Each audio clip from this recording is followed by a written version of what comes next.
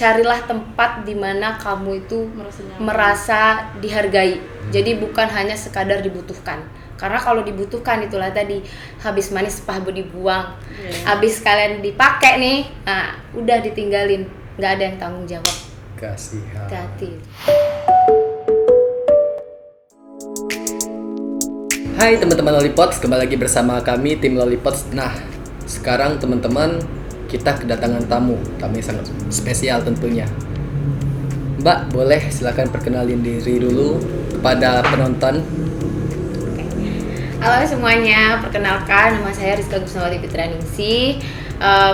Alhamdulillah kebetulan saya diamanahkan untuk menjadi Ketua Umum Himstukep atau Hima S1 Keperawatan Fikes Dehasen periode 2022-2023 yang bulan November ya.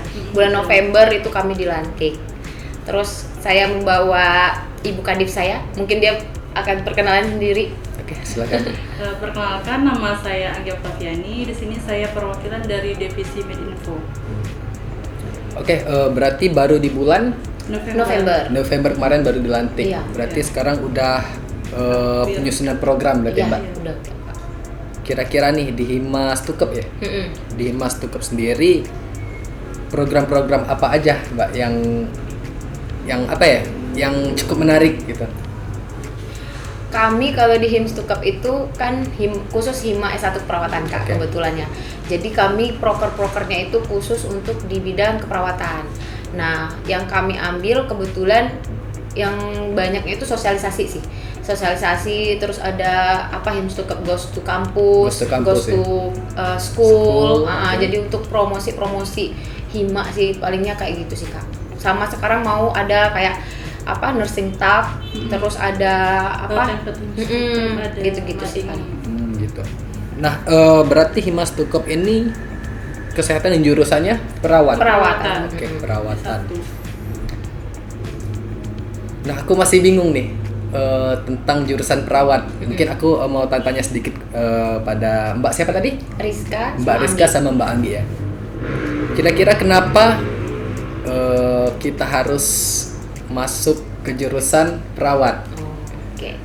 Itu menarik tuh Kak. Kenapa harus jurusan perawat? Kenapa juga harus S1-nya? Kenapa S1 juga? Kenapa harus S1-nya? Tanpa mendiskriminasi semua pihak. Oke. Kenapa harus S1 keperawatan? Pertama, karena jurusan keperawatan itu sekarang tim nakes terbanyak di pelayanan kesehatan itu adalah perawat Kak. Kemudian dari peraturan Menteri Kesehatan sekarang itu mewajibkan kita itu harus berjenjangnya itu sampai nurse, sampai profesi. Jadi kalau misalnya kalian mau ngambil D3 pun juga bagus. Itu kalian bisa langsung kerja, tergantung kepilihan masing-masing sih. Tapi kenapa harus S1 keperawatan? Ya karena lebih mudah langsung ke nurse dan kalian lebih bisa berjenjang karirnya. Oh, udah itu bisa langsung kerja juga ya, Iya, Mbak? langsung kerja juga. Itu biasanya langsung kerja itu diarahin dari kampus atau gimana biasanya, Mbak? Atau kita cari sendiri gitu? Oh gitu. Kalau kebetulan di Fikes itu ada MOU-nya itu, MOU-nya ada. Itu kita ada ke Filipina, Jerman, Jepang, sama China, Malaysia. Nah itu. Terus kalau misalnya mau cari sendiri pun juga bisa Kak. Terus kalau misalnya di lokal itu kita di Rumah Sakit Dustira Bandung. Dustira Bandung. Oh, pantasan ya Mbak, kebanyakan teman-teman dari Fikes ya, yang magang ke sana biasanya. Tapi ada nggak yang magangnya ke luar negeri? Ada.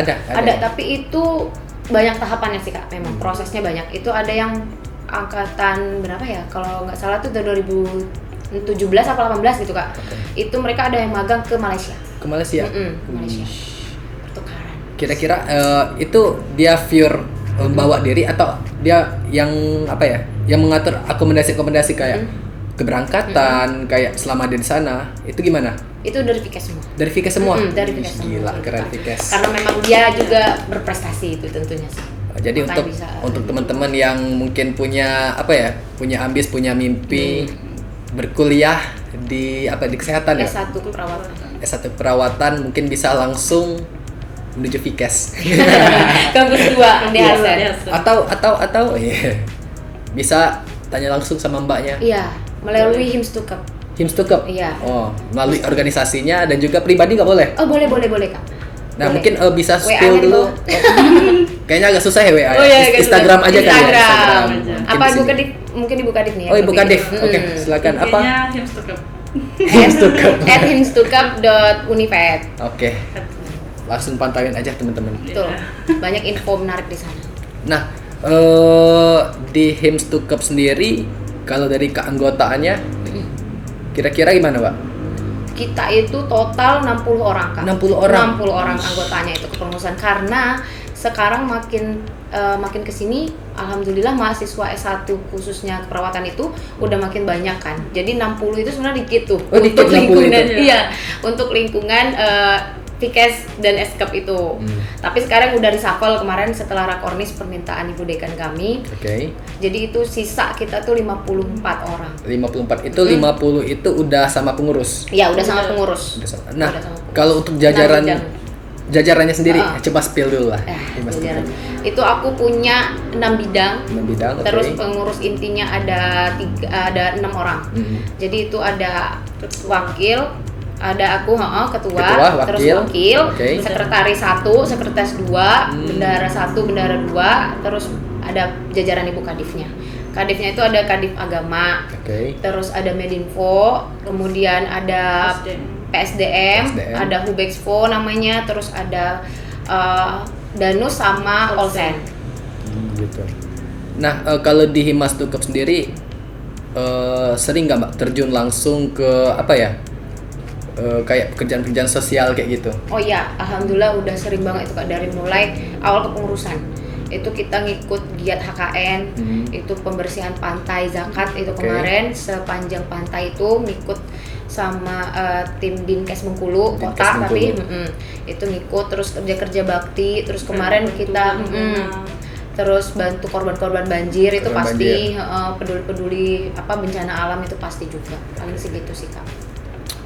Oh, berarti cukup aktif juga ya Mbak di apa namanya Alhamdulillah. tuh di Organisasi. ranah-ranah sosial kayak gitu ya Mbak. Alhamdulillah Kak. Karena sering nonton di TV sih, di TV, di Instagram juga. TV udah nggak ada ya, bohong banget. Di Instagram, di sosial media, di TikTok juga udah banyak sih orang mensosialisasiin perihal kesehatan, dampak dan lain-lain. Betul banget itu, Kak. Dan itu jadi orang-orang awam yang tidak belajar di ranah kesehatan, jadi sedikit banyaknya cukup tahu, Iya, bisa tahu. bisa tahu. Di Himstukep sendiri sering nggak Mbak membuat konten kayak gitu? Oh lumayan Kak. Lumayan juga ya? Lumayan. Yang udah jalan itu kami di Instagram itu kayak bicarain tentang isu-isu yang lagi hot lah, yang lagi trending gitu, misalnya kayak tentang kesehatan kemarin tuh mental illness. Terus tentang penyakit menular seksual tuh Kak, Oke. yang lagi di kalangan remaja, itu yang masih jadi PR sih di dunia kesehatan. Sebenarnya itu kayaknya lama juga boomingnya. Wah, Ya banyak. udah dari lama-lama Iya, tuh kan itu sampai nggak- sekarang juga. Iya, nggak pernah beres. Nggak pernah beres. Nah, dari beberapa konten yang Mbak spill tadi, kira-kira yang mana yang paling greget? Itu yang tentang pergaulan bebas. Pergaulan bebas. Itu banyak banget peminatnya. Banyak banget Pergaulan peminatnya, bebas. terus banyak banget pertanyaan yang muncul dari sana. Oh, Itu sih Kak. kira-kira kenapa orang-orang banyak mempertanyakan pergaulan bebas? Kalau menurut Mbak, kenapa? Karena kalau menurut saya pribadi sih ya Kak, kenapa pergaulan bebas? Karena semakin perkembangan zaman, Oke. nah sekarang itu Mengikuti tren, mengikuti mengikuti gaya-gaya. oh, itu jadi zaman. tren? Iya. jadi tren itu Oh. bahaya. Oh. Ya Jadi jadi teman gitu. Udah jadi tren, udah tuh lambat laun jadi budaya juga kan? Iya. tuh yang bahayanya itu. Padahal tapi mereka tuh kurang aware sama kesehatan reproduksinya Kak. Oh, Itu seperti sih. Misalnya kayak apa ya, kebersihan Oke. area genitalianya, Iya. terus gimana dia apa ya bertanggung jawab atas dirinya, psikologinya gitu-gitu. Oh, jadi kebanyakan orang itu biasanya laki-laki perempuan dalam satu ruangan udah nyodor aja gitu. Udah ya. nyedor aja, Yang nggak mojok tahu aja kalau mojok bahasa kita aja. mah. job aja. Nggak tahu apa-apa gitu ya kan. Akhirnya yang bakal ngerasain ruginya nanti jangka panjang gitu ya Iya, kan. betul. Apalagi bisa sampai dapat penyakit kalau pria itu kalau nggak salah apa lah itu. Gonore. Payah aku nyebutnya, mungkin Mbak bisa nyebutin Nah, kan. itu Kak, kalau di Hims to Cup sendiri kemarin itu kita mau ada kolaborasi sama Dinkes Kota. Oke. Nah, itu waktu di acara memperingati Hari Perawat Nasional tanggal 17 Maret kemarin, rencananya mau buat sosialisasi tentang itu. Kenapa? Hims to Cup tuh aware banget tentang kesehatan reproduksi remaja sekarang, khususnya nih mahasiswa nih. Khususnya mahasiswa. Iya, khususnya mahasiswa kayak kita-kita. Nah, itu karena memang sekarang tuh semakin banyak pergaulan bebas yang dinormalisasi gitu Kak sama orang-orang gitu. Oh, berarti yang tertujunya itu mahasiswa ya, Mbak? Iya. Kalau menurut Mbak gimana kalau rank kalangan remaja SMA? Nah, itu juga tuh udah bahaya Udah banget. banyak. Sekarang anak SD aja udah ngerti Kak. Ya, soalnya kan aku kan sekarang tuh udah kuliah tuh. Aku pikir dulu waktu aku SMA, anak-anak kuliah itu udah gila bebas. Udah tuh dewasa, keren Ya, lah iya, ibaratnya gitu kan. kan. Udah kalau pacaran itu udah bisa bawa ke rumah dan lain. Kalau SMA dulu kan nggak kepikiran kayak gitu. Tapi ternyata ketika aku kuliah banyak yang SMA ya kayak gitu Iya, malah. betul banget. Kalah kita nih Kak. Kalah kita ya. Kalah ini. Apa aku berada di situasi yang apa ya? Yang tidak beruntung atau gimana ya, aku nggak paham juga. Kalau menurut Mbak gimana? Kalau untuk tatanan anak-anak SMA sekarang? Itu Kak, salah satu alasan kenapa Hims to Cup tuh aware kan. Oke. Karena anak remaja sekarang dari mulai kan kategori remaja nih Kak, menurut WHO tuh dari umur 15 sampai 20 tahun. Oke. Nah, dari umur 15 sampai 20 tahun itu kan masa-masanya kita tuh nyari jati diri kan tuh. Nah, itulah masuk dari anak SMP, SMA sekarang tuh di situ. Kenapa kami aware?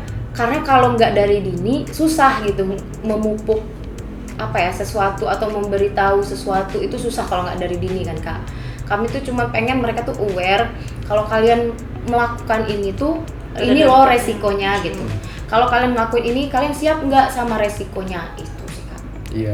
Lebih mau ke situ. Ya soalnya kan yang aku lihat juga di kalangan remaja ya, udah terlalu banyak edukasi-edukasi yang tersebar di platform, di website, di mana-mana lah seperti itu. Tapi sayangnya edukasinya beda. Mungkin edukasi yang sifatnya negatif seperti Iya, itu. betul. Ya kan, tanpa kita sadari edukasi yang benar-benar positifnya itu kurang up gitu Mbak. Nah, kira-kira kenapa seperti itu Mbak? Dan kurang milenial kayak Kak. Kurang milenial. Jadi kurang ditanggapin sama anak yang sekarang gitu. Nah, makanya mungkin lewat podcast kayak gini nih Kak yang bagus banget dari Lollipots juga udah betul, buat betul. kayak gini tuh. Kenapa biar mereka tuh tahu gitu Kak gimana caranya menjaga diri gitu, terus menjaga kesehatan sih khususnya Kesehatan. yang itu kan aset jangka panjang kita kan. Kalau nggak sehat gimana kita mau ngelakuin aktivitas yang lain ya kan. Itu sih. Nah, karena juga sekarang karena pergaulan bebas itu Kak, karena nggak taunya mereka ketidaktahuan mereka itu Bisa tentang masa jadi depannya juga. merusak masa depan, kemudian juga mereka jadinya meninggikan angka-angka Menyepelekan. penyakit gitu loh Kak, angka-angka penyakit kayak infeksi menular seksual. Nah, itu yang masih tinggi sih di kalangan sekarang tuh kayak HIV, gonore, sifilis. Nah, itu mereka kan nggak tahu tuh apa penyebabnya, apa resikonya, apa faktornya, itu kan nggak ada yang tahu. Nah, itu sih kayak contohnya aja nih ya Kak, HIV. Oke. Contohnya HIV atau gonore yang buat cowok nih, yang suka misalnya jajan-jajan sembarangan kayak sekarang itu kan. Mereka nggak tahu asal usul pasangannya gimana pertamanya. Terus kalau dengan edukasi kan kita tuh harap mereka tuh tahu gitu loh gimana caranya bertindak gitu. Apa yang mereka lakuin ini loh resikonya. Oh, misalnya aku pacaran nih, pacar aku tuh ngapain aja ya gitu, atau pacar aku tuh backgroundnya gimana ya. Mungkin aku bisa aware di samping aku cinta sama dia, aku bisa tahu gimana caranya aku jaga diri, aku jaga diri dia gitu, dan jaga masa depan kita misalnya gitu loh Kak. Iya. Oh, berarti harus realistis lah ya Mbak. Iya, realistis. Ya kalau dulu kan kita sangat bertentangan tuh sama bibit, bebet, bobot Bobot, untuk iya. remaja ya maksudnya. Kalau orang tua itu kayaknya masih mengedepankan. Betul. Tapi kalau remaja itu selagi Nyaman. nyaman, aku suka kamu dan Iya, kamu suka aku, kita gas. goib. Kita gas. Gas. Gas nggak kasih kendor lagi. Iya. Yang akhirnya ya betul kata Mbak tadi, dia menyepelein hal-hal seperti itu, malah ya masa bodoh lah. Penting enak gitu kan. Nggak Betul. ingat pada mimpi-mimpinya gitu kan. Itulah mimpinya. Iya. Iya. Ya soalnya kan gini. Banyak yang aku temuin juga ya. Karena ini bukan riset juga, tapi ada juga cerita sama teman-teman kan. Biasanya kalau teman-teman itu kalau dia jomblo itu dia biasanya fokus tuh ke hal-hal yang dia plan apa segala macam, mau ini bla bla. Tapi kalau udah mengenal cinta itu, apalagi udah bisa sampai sedalam, seintim itu, rata-rata udah pada lupa semua. Buyar ya Kak. Iya, jadi bego jadi. Nah itu perlunya kencengnya sosialisasinya tuh di situ Iya. tuh Kak. Jadi kalau misalnya kita kan nggak bisa ya nentang prinsip orang atau ngelakuin mendikte orang lah, kamu harus gini harus gitu kan, udah nggak bisa lagi di zaman sekarang kan Kak. Orang tua pun juga nggak bisa lagi gitu loh. Jadi ya cara terbaiknya itu yang mengedukasi mereka, gimana kamu tuh tahu caranya bersikap, tahu resikonya apa. Nah, malahan aku pernah loh Mbak ngobrol tuh sama teman-teman cowok. Jadi sebenarnya momen-momen kayak gini nih yang paling aku tunggu. Karena sebenarnya ini nih selalu menjadi obrolan cowok. Ya boleh. Karena ketika kami masuk ke pokoknya membahas ini ke cewek, kadang-kadang cewek itu apa ya, gimana ya? Risih. Udah tuh bisa stigmanya udah jelek-jelek aja cowok. Kami tiba-tiba nanya, kamu ini rata-rata ih kayak gitu kan. Jadi ya paling nyaman itu ngobrol sama cowok. Malah kami pernah sedikit berandai-andai kan. Kayak kamu kalau nanti udah gede, udah menjadi seorang bapak dan anak kamu udah menjadi seorang remaja. Kalau tiba-tiba anak kamu ya maaf kata melakukan hal penyelewengan seperti ya kayak seks bebas, narkoba dan lain, gimana? Sumpah stres gitu mikirnya. Stres. Nah, kayak yang seks bebas tadi, ya udahlah. Akhirnya kami dapat sebuah kesimpulan malah di obrolan kami itu. Ya udahlah. Kita cukup tahu lah berarti kan, kita juga waktu ada saat-saat kayak gini melihat hal-hal seperti itu ya kan, entah kita pelaku atau cuman pengamat, bebas lah ya. Nah, tapi ketika kita ada di fase itu dan ketika kita sedang memikirkan itu, ya udahlah berarti sikap yang harus kita ambil, ajak duduk, ngobrol baik-baik. Ya aku nggak tahu kedepannya kamu kayak gimana. Yang pasti kalau kamu melakukan hal seperti itu, kamu harus tahu tanggung jawab yang ada. Dan kalau bisa pakai pengaman. Betul. Iya, itu nggak tabu loh Kak. Pakai pengaman itu harus malah dicanangkan sama duta genre loh kan. Jadi kenapa pengaman itu penting guys? Itu salah satunya itu untuk mencegah penyakit menular seksual itu tadi Kak. Pertama, yang kedua ya itu tadi kita kayak nggak bisa merubah prinsip orang gitu. Kayak kita jatuh cinta, siapa sih yang bisa nahan gejolak itu kan? Kasarnya gitu kan ya. Nggak ada yang bisa nahan kan Kak. Kakak berarti juga? Nggak ada. Oh nggak ada juga ya? Nggak ada. Jomblo ya Kak ya? Bismillah. Skip. Udah, itu sih Kak. Itu. Nah, kalau dari biasanya kan yang paling dominan dan harus diperhatiin nih sama orang tua kan biasanya kaum wanita ya Mbak, daripada laki-laki. Karena biasanya ke laki-laki itu orang tua sih pernah ngomong kalau anak laki-laki hilang itu masalah. Nyarinya itu cuma di 2 tempat. Iya. Kalau enggak di rumah sakit, Di kantor polisi. Iya. Nah, sedangkan kalau wanita ini kan ya terlalu bervariasi. Nah, kira-kira kalau dari mbak-mbak sendiri, kalau ada nggak edukasi tersendiri dari orang tua perihal pembicaraan seperti itu? Soalnya gini, kan jarang orang tua bisa open minded. Nah, itu Kak, benar banget. Yang akhirnya kita remaja kan, kita sering menutupi semua ya. hal ke orang tua. Akhirnya yang kita utarin cuma gimmick-gimmick bagus aja. Sebenarnya orang tua nggak tahu apa-apa tentang kita. Yang tahu apa-apa tentang kita itu teman kita. Biasanya kan seperti itu. Kalau dari mbak-mbak sendiri gimana? Kalau menurut pandangan Rizka ya Kak, pertama kita nggak bisa milih orang tua, tapi bisa. kita bisa milih jadi seperti apa kita nanti kan. Jadi orang tua kayak apa kita. Terus yang kedua, emang faktor pergaulan bebas itu 3 yang paling dominannya itu faktor keluarga, terus faktor lingkungan, sama yang terakhir itu efek dari pornografi, konten-konten pornografi. Nah, kenapa faktor keluarga itu masih nomor 1? Karena memang itu kan pendidikan pertama kita. Nah, pendidikan pertama.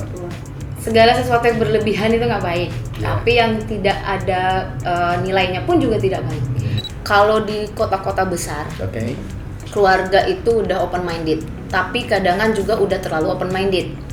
Jadi untuk di daerah, jadi menurut Rizka, kalau pertanyaan Bang Alif tadi gimana solusinya, menurut Rizka itu emang dari orang tuanya sih, gimana mereka bisa menggali anaknya, dan gimana juga anaknya tuh mau membuka diri dengan cara apa. Pertama ya mereka banyak sosialisasi sih, kayak ikut organisasi, terus ikut apa sih hobinya gitu loh, kayak ngikut UKM mungkin, kayak di Hasan sendiri kan banyak tuh Ormawa, UKM, nah gitu loh Kak.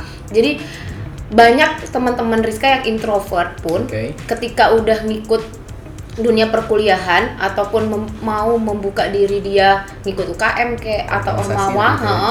itu dia bisa gitu ke orang tuanya pelan-pelan. Memang itu step by step sih Kak, emang kita nggak bisa maksa kan. Mereka pasti ngobrol gitu, ini aku punya pacar Ma, pacar aku gini-gini. Bahkan ada yang sampai udah berani ngomong, Ma ini pacar aku ngajakin kissing misalnya, atau Iya. ngajakin aku ngedate nih berduaan doang, gimana? Kayak gitu, ada yang kayak gitu udah.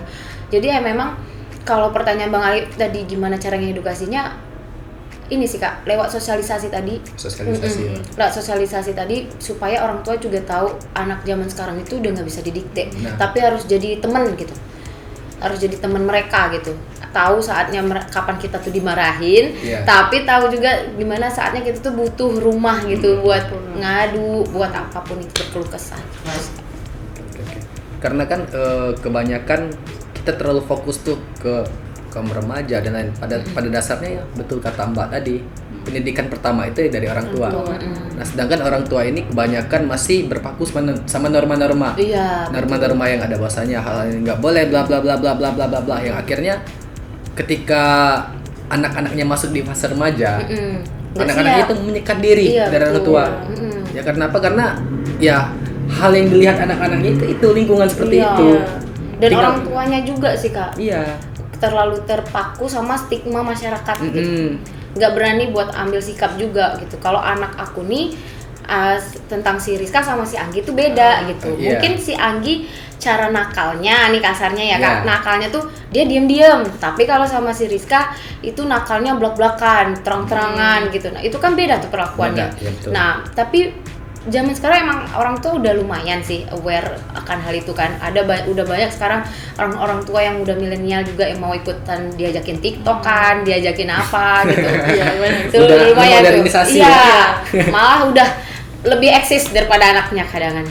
Nah, tapi kalau menurut Mbak nih, orang tua kan biasanya berpatokan sama norma tuh. Kalau orang tua tiba-tiba menghilangkan norma itu tuh suatu hal yang buruk nggak? Kalau menurut Rizka pribadi sih enggak sih. Enggak. Karena itu balik lagi ke keluarga kita masing-masing gitu loh Kak. Kayak dalam agama kita nggak bicarain tentang sentimental yang lain ya. Pokoknya intinya dosa itu kan ditanggung masing-masing. Oke. Selagi kita nggak merugikan sesama atau merugikan orang lain, Rizka rasa fine-fine aja sih gitu loh.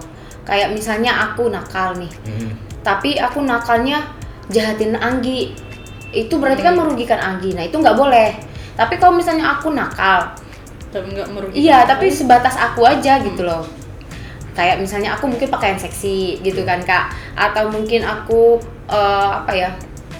bicara kotor mungkin. Nah itu kan kayak nggak begitu merugikan orang, hanya tahu tempat aja gitu, dimana saatnya aku berpakaian seksi, dimana saatnya aku bisa ceplas-ceplos ngomong kotor misalnya gitu.